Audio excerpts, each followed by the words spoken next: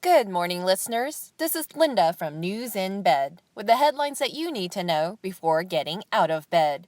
Today is Wednesday, January 6, 2016. Here's our top story.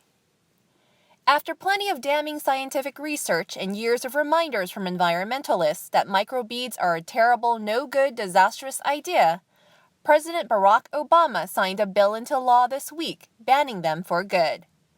Microbeads are the tiny plastic spheres used as exfoliants in face wash, toothpaste, deodorant, and just about any other beauty products on the shelves.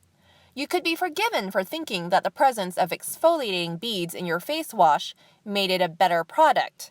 Everyone likes to exfoliate. But manufacturing plastic at such a tiny scale and then disseminating them by the tens of thousands into nearly every American home turned out to be a really bad idea. Our wastewater treatment plants are not designed to handle the microbeads, which means they mostly wind up back in the environment. They also don't biodegrade, so they stay in the ground and waterways virtually forever. A large volume of microbeads are winding up in all the wrong places.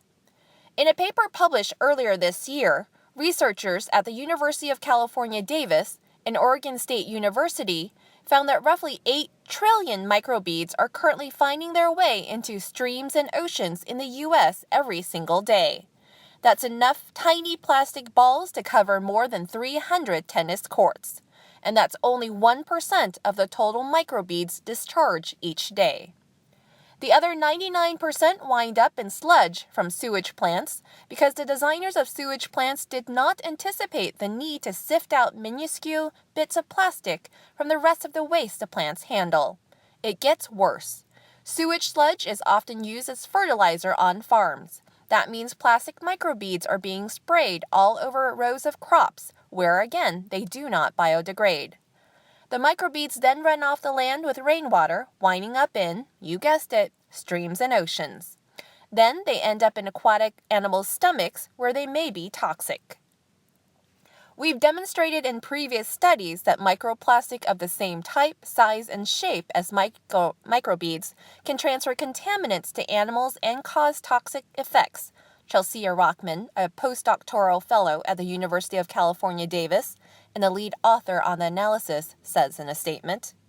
The new bill, called the Microbead Free Waters Act of 2015, requires manufacturers to eliminate microbeads from their products by 2017. And that's our headline for today. Thanks for listening, and we'll see you again tomorrow.